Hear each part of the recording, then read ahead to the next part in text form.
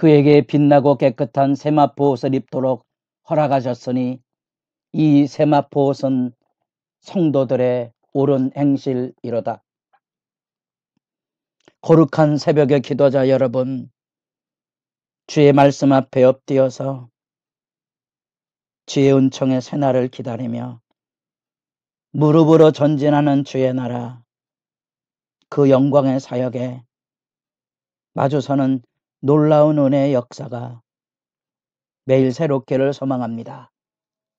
오늘 우리가 읽어갈 말씀은 마태복음 22장 1절로부터 14절까지의 말씀으로서 우린 예수님께서 성전에 들어오셔서 이 감람산 예루살렘에 입성하시는 이후 성전을 정결 심판의 말씀에 세우실 때 6월절 그 절기에 어린 양들이 이곳으로 들어오게 될 때 양의 문이 이곳에 있습니다. 예수님 이곳으로 들어오십니다. 이제 며칠이 지나면 이 6월절 절기로 인하여 이 기도론 골짜기에 그 모든 제사의 피 흘림이 쏟아져 내려갈 건데 사실은 예수님께서 실제로 여기 성전에서 사람들에게 진리의 말씀을 가르치고 전한 그대로 사람들에게 버림을 받고 멸시천대를 당하여 십자가에 피 흘리심으로 흔히 추정되는 이 골고다로 하나님 앞에 나아가게 될 것이고요. 이쪽으로 골고다를 추정하는 학자들도 있습니다. 정확히 어디인지는 알 수 없지만 여기 이 성전에 하나님의 심판이 도래하고 있는 선지자로서의 마지막 죽음을 여기 예수님께서 드러내십니다. 그 장엄한 고난증 안에 앉아간 우리는 화요일로 추정되는 진리의 말씀을 전하고 가르치는 이 단락을 읽어가고 있고요. 이 마지막 세 번째 비유를 우리가 만나보게 되며 심판의 전율을 갖게 하는 그런 말씀을 우리가 귀 기울여 듣게 됩니다. 그 잔치는 왕의 아들 혼인잔치입니다. 왕의 혼인잔치에 마치 포도원을 일구는 포도원 주인이 심혈을 기울여서 포도원을 일구고 최소한 4, 5년간 투자를 하고 포도원에 농사를 일구어서 소출을 얻기 위하여 아들까지 보냈을 때 그 아들마저도 내쫓아서 포도원 밖으로 내쫓아서 죽이는 이 섬뜩한 비유의 말씀처럼 여기 왕의 아들의 혼인잔치를 벌이는데 이 왕의 은혜를 입은 오늘날로 말하면 귀족처럼 다외의 특권층들에게 초대장을 보냈는데 거절을 한다는 것은 상식적으로 있을 수도 없는 일이고요. 마치 포도원 주인이 제차 종들을 보내고 심지어 아들까지 보냈다는 사실처럼 두 번째 재초청을 합니다. 있을 수도 없고 받아들이기도 어려운 그 이야기.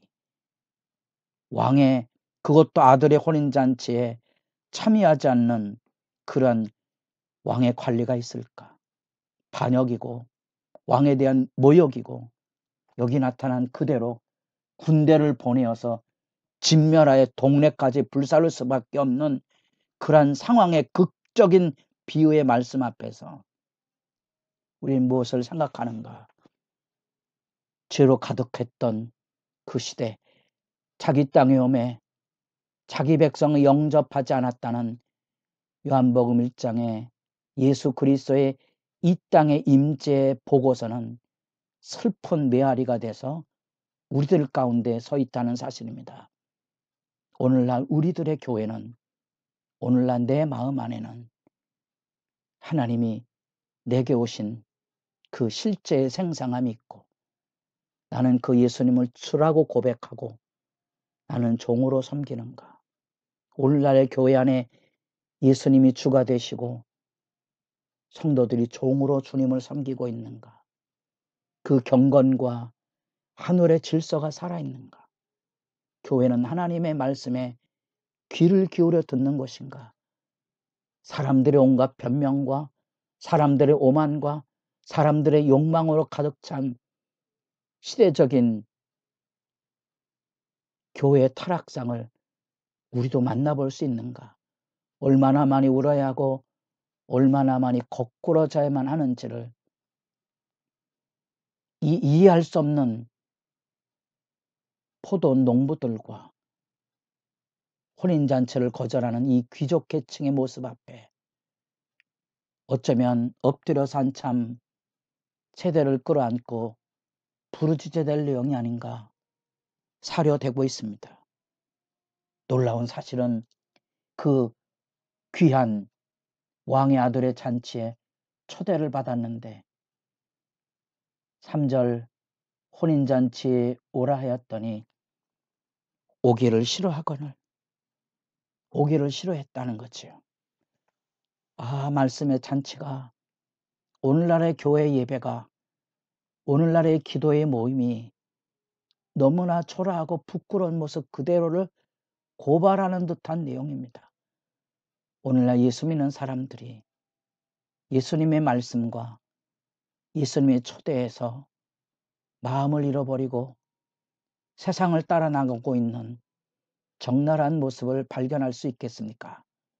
말씀으로 돌아가서서 살피실 필요가 있습니다.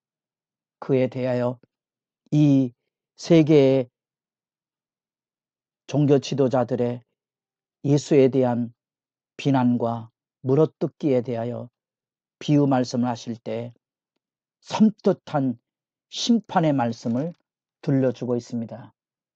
그 하나가 바로 그 돌 위에 떨어져 부서질 것에 대한 경고와 더불어 여기 왕이 분노해서 군대를 동원해서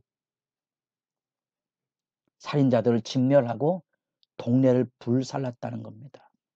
심판의 선연함을 우린 예루살렘이 결국 그렇게 로마의 군대 앞에 무너질 것을 알고 있기 때문에 이 말씀이 가슴 떨리시 다가오는 거고 오늘날 우리가 주님 앞에 엎드려 설 때 두려움이 뭔고하니 심판이 눈앞에 와 있다는 두려움입니다. 그것이 경건입니다. 언제 이루어질지는 모릅니다. 그러나 하나님의 심판이 생생히 다가옵니다. 다급하지요. 그리고 아픕니다. 그것이 경건입니다. 그리고 그 멸시와 천대를 짊어지고 설 수 있습니다. 왜? 천국이 여기 있습니다. 곧 다가옵니다. 생생하게 하늘과 땅이 불타 없어지는 그 시대 안에 우리 주님 오심에 대한 하나님의 나라의 도래를 지금 우리는 생생히 바라보며 서 있습니다. 오늘 우리가 현실의 삶의 고단함과 질고와 어두움 속에 방황하고 흔들리지 않는다면 우리는 믿음의 기도를 드릴 수 있습니다. 아멘. 주 예수여 오시옵소서. 우리는 매일 이 하늘의 희망을 품고 희망의 씨를 뿌리고 있습니다. 여러분의 기도는 무엇을 기도하고 있습니까? 주의 나라와 그 의를 구하고 있습니까? 복음의 씨를 뿌리고 있습니까?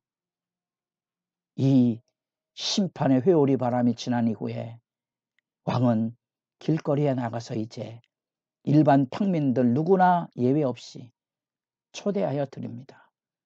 여기까지만 들으면 우리는 하나님의 무한하신 은혜와 공유를 만납니다. 많은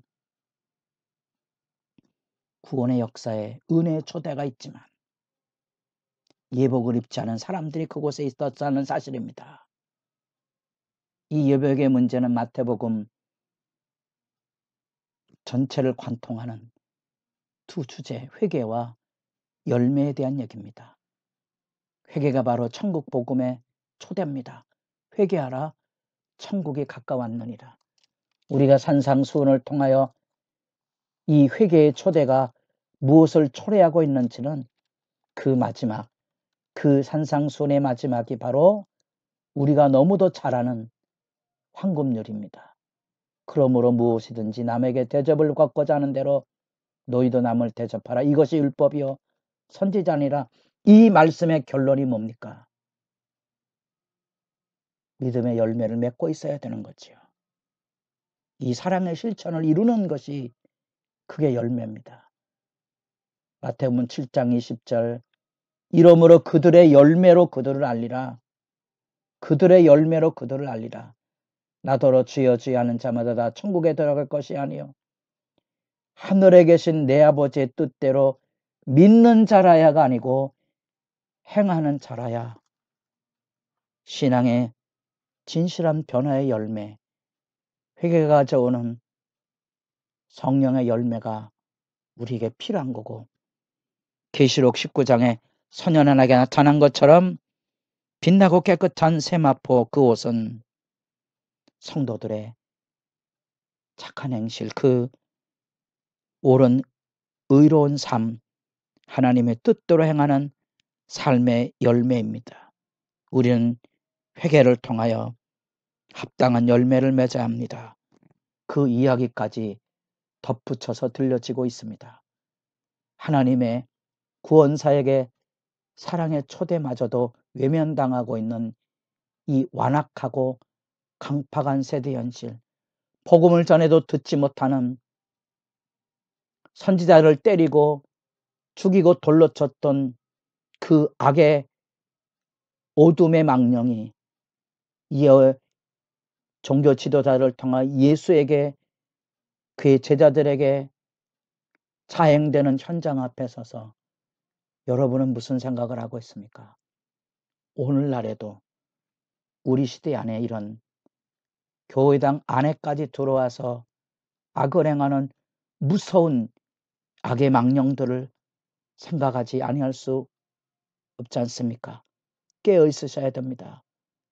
비유 말씀에 이런 실체의 사실의 이야기, 그 안에 담겨진 반전, 은혜의 초대가를 입었지만 감히 평민으로서 왕의 혼인잔치에 참여하고 그 잔치를 먹고 마시고 즐거워하는 그 축제의 자리 안에 예복을 입지 못한 사람, 그 선발을 묶고 바깥 어두운 데 내던지라.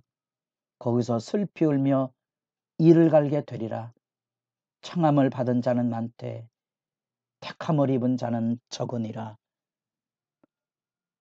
바른 신앙생활에 열매가 살아있는지 그 성령과 그 말씀이 주는 실제 앞에 우리도 깨어 있어서 주님 앞에 엎드려 기도하는 시간이 깊어져 갈 수 있기를 바랍니다.